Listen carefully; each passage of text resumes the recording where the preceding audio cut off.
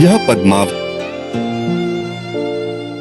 देवी की गाथा है, जो पार्श्वनाथ भगवान की तपस्या के समय शेषनाग का रूप धारण करके व कवच की तरह से उनकी रक्षा की थी। आज हम समीक्षा करेंगे कि शेषनाग की हकीकत की सच्चाई की कहानी क्या है।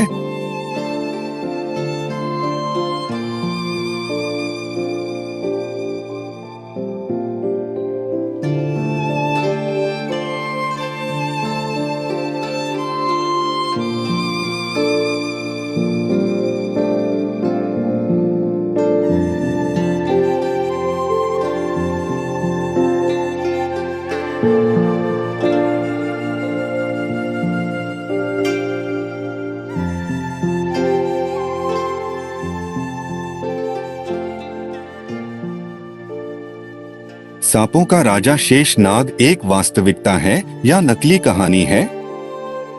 अधिकांश दर्शनों में ऐसी प्रजातियों की कोई अभिव्यक्ति अस्तित्व में नहीं रही है, जबकि भारतीय दर्शन में ऐसी कथानकों की भरमार है।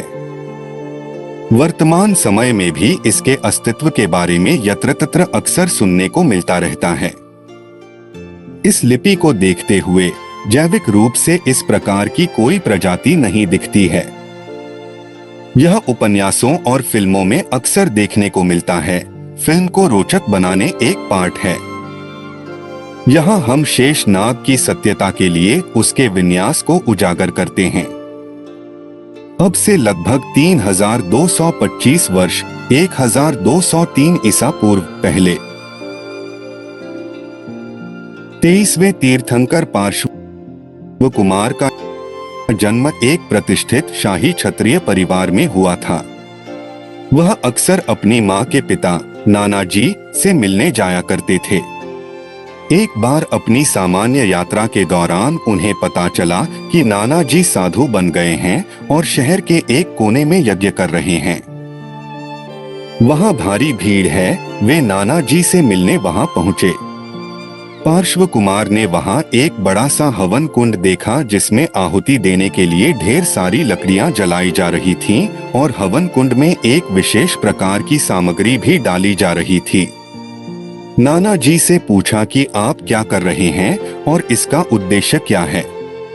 भगवान पूरे राज्य को और अधिक खुशियों के लिए आशीर्वाद देंगे।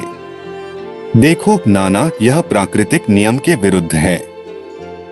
नाना जी चिल्लाए कि मैंने क्या गलत किया। जीव जल रहे हैं और इसलिए कभी भी अच्छे आउटपुट की उम्मीद न करें। अग्नि कुंड में डाली जाने वाली हर चीज शुद्ध और ताजा है। जब आपको सामग्री की गुणवत्ता के बारे में जानकारी न हो तो ऐसी गतिविधि न करें। क्या आप जानते हैं,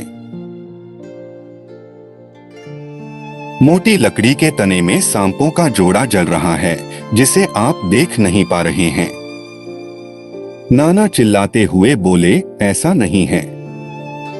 लेकिन भीड़ जोर से चिल्लाई, हम इसकी जांच होनी चाहिए, क्योंकि भीड़ को पार्श्व कुमार पर तीनों कालखंडों का दिव्य ज्ञान होने का विश्वास था।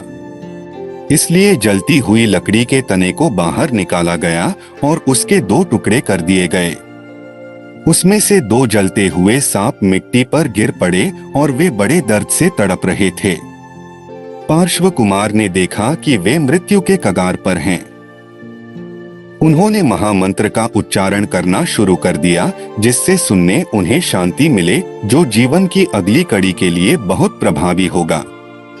नमोकार महामंत्र सुनकर उनकी पीड़ा कम हो गई और कुछ मिनट सुनने के बाद वे शांतिपूर्वक से जिंदगी का अंत हो गया। मंत्र को शांतिपूर्वक सुनने से उन्हें देवी पद्मावती का नाम और धीरेन्द्र देव पुरुष दिव्य प्राणी के नाम पर स्वर्ग में एक उच्च पद पर जन्म मिला। एक दूसरी घटना घटी। नाना जी एक घने जंगल में तपस्या पर थे। उस समय पार्श्व कुमार ने दोस्तों के साथ घूम रहे थे। नाना को देखा और अपना चेहरा उनके ठीक विपरीत कर लिया। नाना को उनका यह मनोदृष्टि पसंद नहीं आई और उनका ध्यान भटकाने के लिए नाना ने पेड़ के तने पर कुल्हाड़ी से प्रहार किया और इसके जवाब में पारस कुमार ने बिना अपना चेहरा घुमाए उनसे कहा, मैं समझता हूँ कि आप क्या कहना चाहते हैं, लेकिन मैं तब तक उत्तर नहीं दूंगा जब तक आप तप की पद्धति नहीं बदलते। ये उचित तरीका नहीं है। नाना बहुत क्रोधित हुए, यही शत्रुता का कारण भी बना।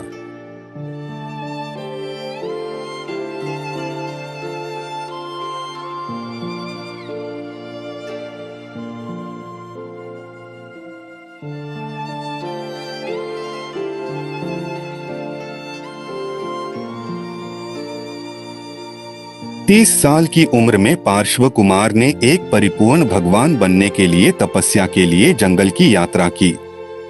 30 दिनों की तपस्या के बाद नाना जी का देव अपने विमान से जा रहे थे, लेकिन वह यकायक रुक गया। देव ने नीचे की ओर देखा और अपने पोते को देखकर क्रोधित हो गए। एक पल के लिए सोचा, मैं इसे साक्षात भगवान नहीं बनने दूंगा। मैं उसे इतनी तीव्रता से परेशान करूंगा कि वह तपस्या से विचलित हो जाएगा और तब छोड़कर भाग जाएगा।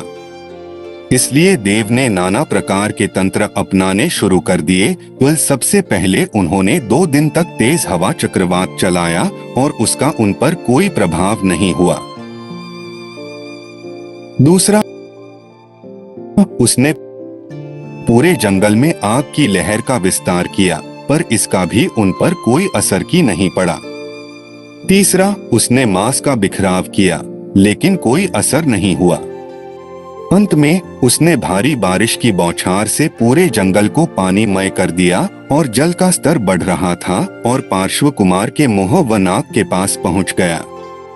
इससे स्वर्ग में पद्मावती देवी और धीरेन्द्र देव का सिंहासन में कंपन के रूप में संकेत मिला और उन्हें लगा कि उनके प्रिय भगवान समस्या में हैं।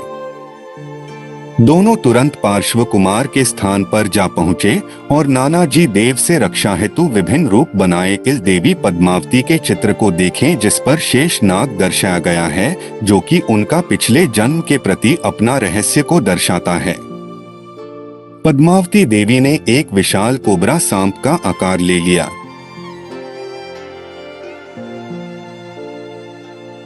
जिस पर अनेक सिर थे ताकि वह पार्श्व कुमार को किसी भी प्रतिकूल स्थिति से बचाव किया जा सके।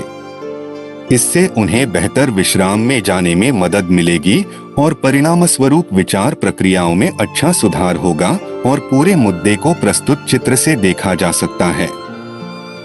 जबकि धीरेन्द्र देव वन स्थल से नाना देव को भागने के लिए भिड़ गए। नाना देव उसका सामना नहीं कर सके और कुछ समय के लिए घटनास्थल से चले गए। हालांकि धीरेन्द्र देव निगरानी कर रहे थे।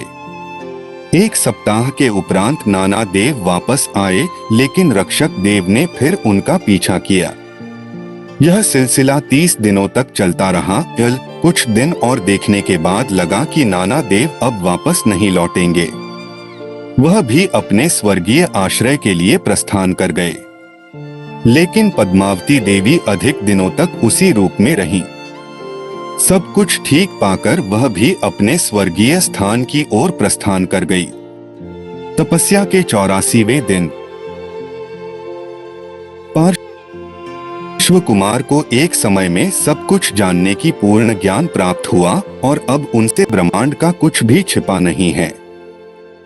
तीर्थंकर पार्श्वनाथ की छवि उनके सिर पर शेषनाग के साथ चित्र में प्रस्तुत किया गया है। पार्श्वनाथ के पैर के अंगूठे पर भी सर्प चिन्ह जन्म से है। संपूर्ण प्रकरण बताता है कि शेषनाग का अस्तित्व नहीं है और दृश्य की उपस्थिति केवल परिस्थितिवश बनी है।